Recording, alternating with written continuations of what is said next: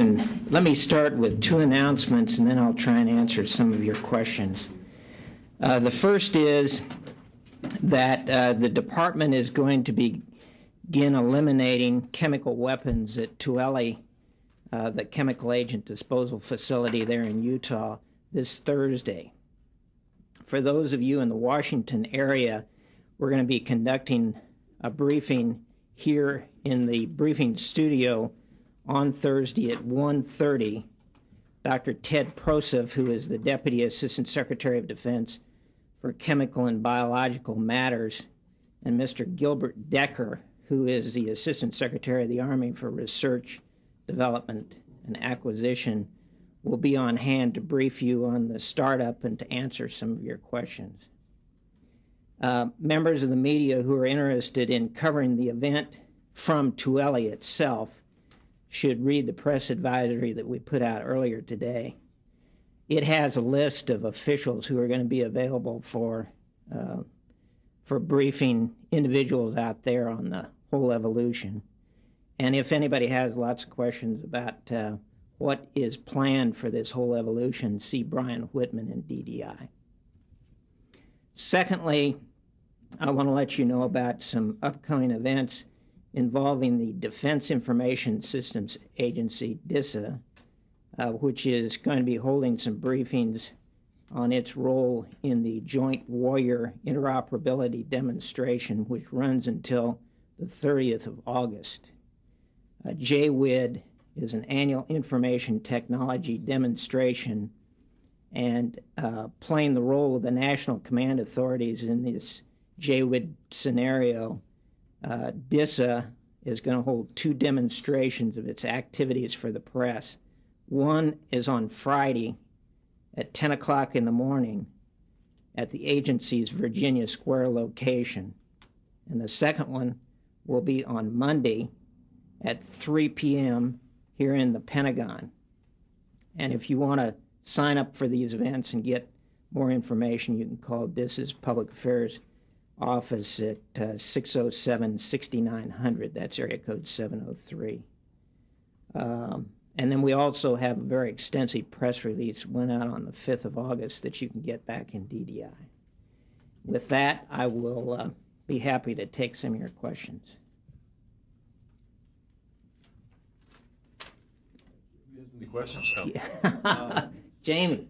I know you said that there's going to be a briefing on Thursday about this, but can you give us any background on why it is that the United States is destroying chemical weapons now? Is this something that's been had to be worked out with some sort of treaty or something? Or how is it that we're suddenly destroying chemical weapons stockpiles? This is a program which has been underway for some time, and you may recall that we actually have built a prototype destruction facility at Johnson Atoll in the Pacific Ocean, where we've been destroying weapons since 1993. The significance of the events that are going to start at Tooele is that this will start the large-scale destruction of chemical weapons, which is a long-term goal of the United States. And the goal actually has us dismantling the destruction facilities by 2004, with the stockpiles destroyed the year before that. And essentially what we're doing here is we are eliminating an entire class of weapons, and we are doing it in a very safe and secure way. This involves some pretty awful weapons that exist, and so there is a lot of technology which has gone into assembling these destruction facilities, which have been tested over and over and over again to make sure that they are secure and safe for the environment. Yes? Will Thursday mark the first time that a chemical munition has been destroyed or purposefully destroyed on the subcontinental U.S. soil? To my knowledge, that is correct, although there are other facilities in the United States that will ultimately be in operation. But this is certainly the first large-scale destruction that's going to take place, and we've got over 1 million items to destroy. Yeah. Follow up Jamie's question. Is this part of treaty requirements, or is this a unilateral decision to rid the stockpile?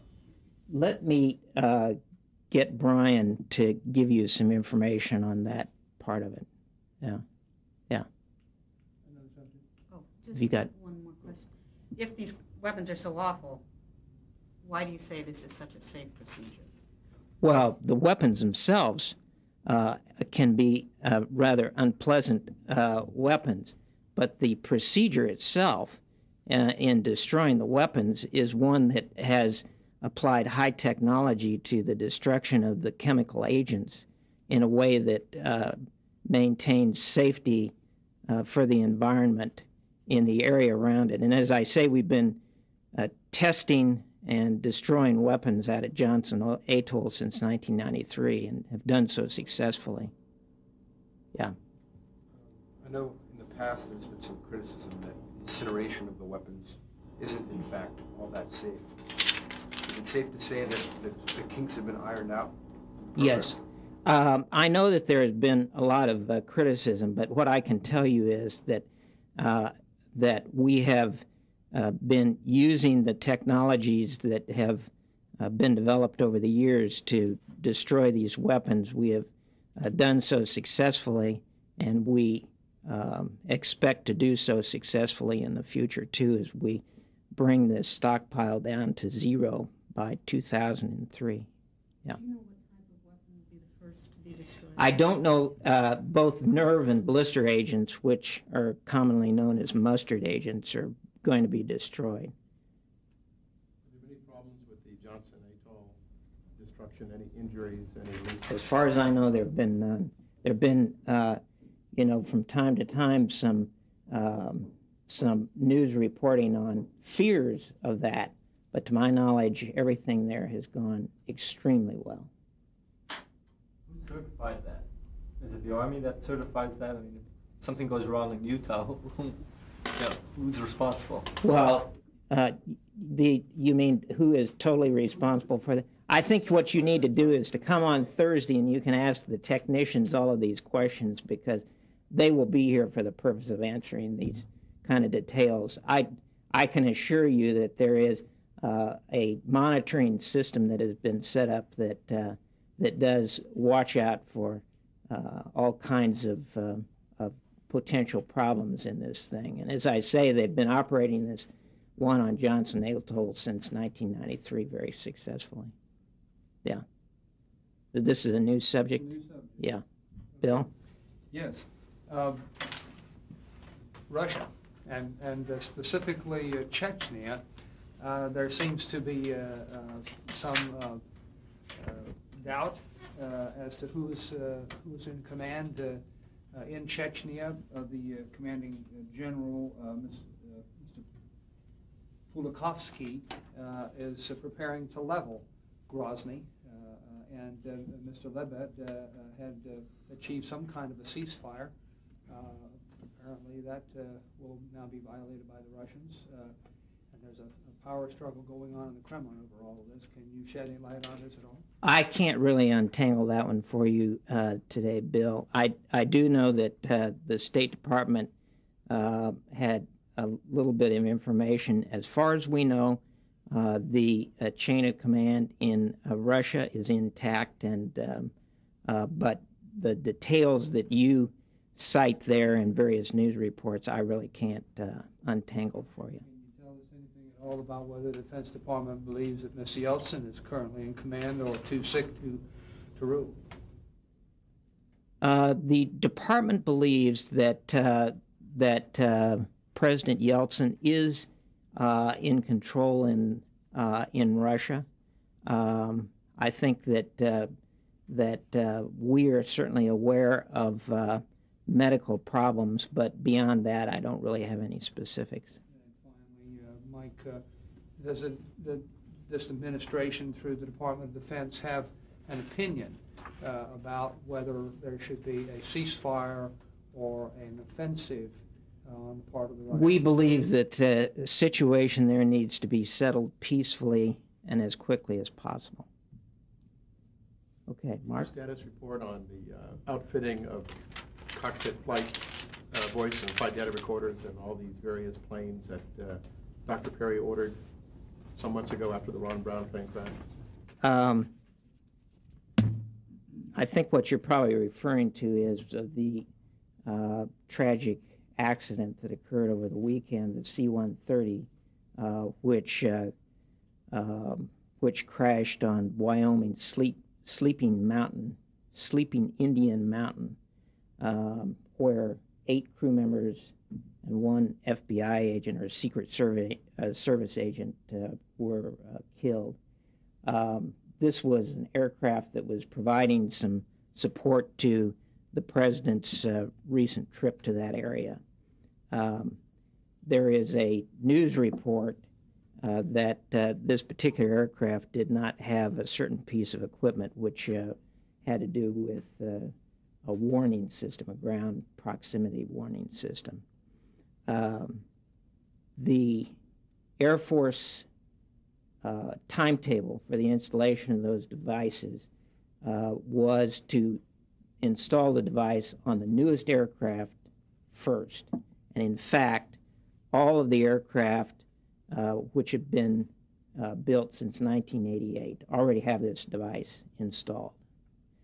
The aircraft that were built in the period from 1978 to 1987, they're in the midst of the installation of this device on those aircraft. The aircraft that crashed was actually built in 1974. And this class of aircraft, those that were built 1974 and earlier, will actually get installation of this device starting in the 3rd quarter of fiscal year 97. So that gives you a rundown on that particular device that was talked about. Now there are other pieces of equipment which are being installed on aircraft that carry passengers and distinguished visitors. And those aircraft are primarily, but not exclusively, Air Force and Navy aircraft. And the piece of equipment, well, actually there are 2 pieces of equipment that are specified for installation in those passenger-carrying aircraft. They are global positioning systems, and flight data recorders. And I can go into more detail about exactly what the timetable is on those 2 pieces of equipment, but let me say in general, all of the passenger-carrying aircraft will have this global positioning equipment installed by the year 2000, and the flight data recorders by 1999. Now, most of the Air Force and most of the Navy aircraft are actually going to have an interim GPS system, global positioning system, established in the cockpit. They'll have it introduced into the cockpit by the end of this fiscal year. And they're going to do that by buying some of the off-the-shelf technology that exists. And then as the program develops, they'll buy a much more elaborate system that will be actually integrated into the cockpit. But because they're able to do this off-the-shelf buy, they're able to get that technology into their cockpits at the end of this fiscal year. Is there any evidence, or is it possible to say whether this crash ground proximity warning system would have been a factor in this C-130 accident on Saturday? I have not talked to anybody who's at this point willing to say that. Does it warn you of a mountain in front of you as well as the ground below you? It, to my knowledge, warns you of the ground below you. It's not a forward-looking device. It's a device that gives you an idea of the terrain over which you are flying. Yes, Tammy. Word yet from the black boxes, or when you expect to have that information? No, the black boxes were recovered yesterday afternoon. They were located in the tail section, which was the only part of the aircraft that was left intact, and they've been sent to Oklahoma City for analysis. When that analysis is done, does the military or the Pentagon or the Air Force intend to release the pertinent information from that, or are they intending to keep all of this confidential until the entire investigation is completed? I haven't heard exactly how they'll do it. If there is no reason to keep the information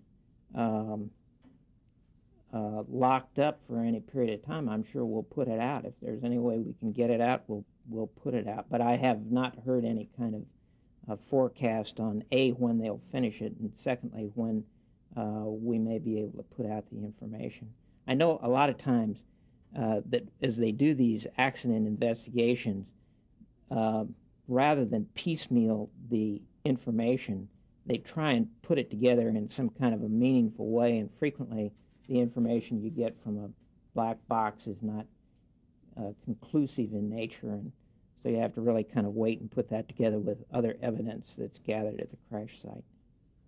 There were reports that the plane was experiencing mechanical difficulties. I've heard several different comments on that, and I think that I will stay away from clouding that issue, since I frankly do not know. There's been no further light shed on that? No further light shed on that aspect.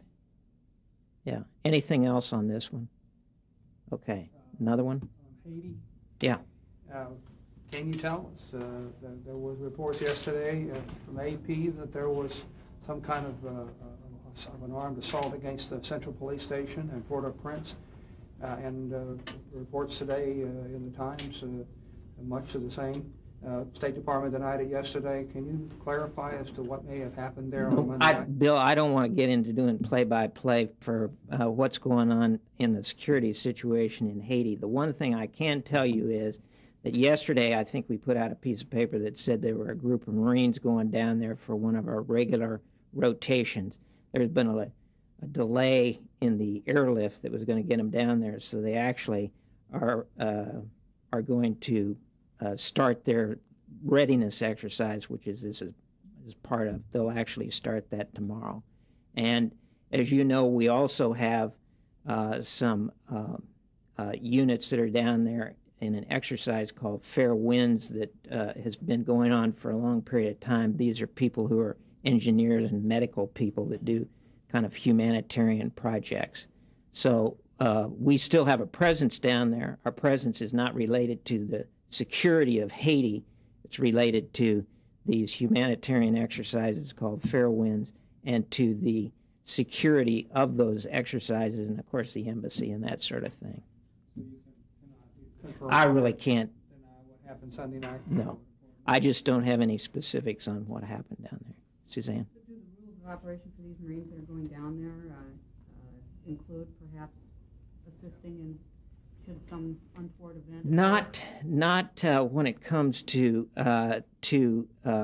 incidents that involve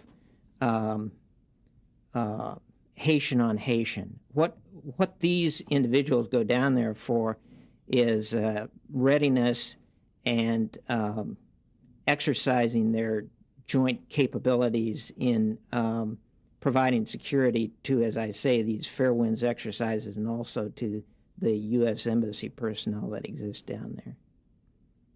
Have there been threats against people taking part in these exercises? Not at all. That's why you have to have continual deployments from the U.S.? No, it's a prudent thing to do because we, the Marines in general, as you probably noticed over the past year, have been called upon to, actually not only Marines, but in some cases Army people have been called upon to go into areas where we've got embassy personnel that are still on the scene and there's a lot of turmoil. This is not limited to Haiti. We've had it done in a lot of other locations, Liberia, for instance. And what we do in these exercises in Haiti, but we do them elsewhere too, is to go through kind of a dry run of the kinds of exercises, operations that they might be called upon to do, the communications that are required, getting down there quickly, where they go, what they do, how they operate, those kinds of things. And the Marines are no longer off Liberia. That's correct. And That one. When was that? When did that go? I'd have to refer you to the UCOM desk back there. You might talk to Rick Scott. He can give you the exact date that we ended that operation. Is this a specialized unit that would ordinarily do this? Well, this particular group that's going down there is let's see, 1st Company, 3rd Battalion, 6th Marines, 2nd Marine Expeditionary Force from Camp Lejeune. It is one of the units that would be designated to go down there in some kind of a contingency, but they're not the only ones that have been down there, because last month we actually had people from the Army's 82nd Airborne Division, the 1st Battalion, 504th Parachute Infantry Regiment that went down there. So what they're trying to do in USACOM is to kind of rotate Marines and these Army units so that they share the wealth. And if you look at what we did in Liberia, you see how it worked there, and that was the first people in the case of Liberia were actually Army personnel and Air Force personnel, and then we moved in with Marines later on for the sustainment phase. Thank you. Yeah, the House International Relations Committee said it got complaints on the first group that they were going through the streets of Port-au-Prince with machine guns on trucks. Will these people be going through the streets? Well, I can tell you that the Marines are not shy about being visible. By the way, Marines and the Airborne, 82nd Airborne, are not shy about being visible in their uniforms, and secondly, showing the weapons that they have to do the kinds of force protection that are necessary. Mike, are you aware of an incident involving some U.S. Navy F-18s that apparently provoked some concern on the part of a commercial airline pilot in Japan? I have seen some press reports, but beyond that, I really don't have any in-depth What the details are, whether those planes were in any way appeared to be threatening this airline, or whether I really don't have any detail on that one at all. Does that answer? Am I interrupting you? Go ahead. No, I just had another question on another subject. Does that answer about the Marines not being shy? Yeah. That suggests that all of this is to train, obviously, but has a secondary purpose of showing the Haitians that the Americans are ready. I don't think you should read anything into it that is not there, but, you know, when we deploy military personnel for these exercises, we go out of our way to announce the fact that the deployment is going to take place, not only here, but also in the country where the deployment is occurring. And as I say, our military people, for the most part, wear their uniforms when they deploy. And so it's certainly no secret that they are in the area when they're in the area. We certainly don't go down there in any kind of a provocative way. But on the other hand, I don't think that there's any reason for the Marines or the 82nd Airborne or anybody else to be shy about the fact that they have a capability, they have a mission, and they are down there to fulfill that mission. What message do you hope the Haitians will get from the Marine presence there? I think that, first of all, I would like to say that the message that I hope the Haitians would get from the U.S. presence there, the majority of which is associated with fair winds, is that we want Haiti and the government in Haiti to succeed. We think that a democratically elected Haitian government is the best solution for Haiti. We have sent down a whole long list of deploying units which have provided both medical and engineering assistance to Haiti. And the reason we've done that is because we believe that this is an island nation that has potential and can can succeed. I guess my question really was, what message do you hope the opponents of that democratic government get from our military forces? I think that they should realize that that not only the United States, but also the United Nations and other nations in the hemisphere are watching very closely what's going on.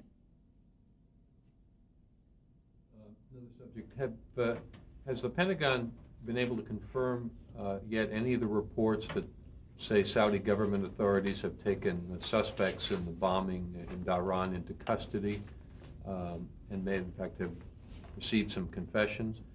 Has the Pentagon either been informed of that, or has the U.S. been able to independently confirm whether that's true or not? No, we have.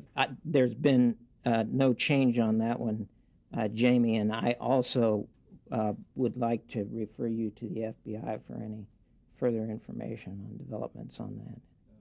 Ken Bacon said last week, I believe, that there would be a gradual reduction of the number of U.S. dependents accompanying American servicemen in Kuwait and I think some other countries, Bahrain perhaps. Can you tell us whether those plans have firmed up at all and whether or not we'll be seeing any dependents coming out of other countries in the Middle East besides Saudi Arabia? Okay, now on you're aware on Saudi Arabia that the dependents. I'm asking about other countries other than Saudi Arabia.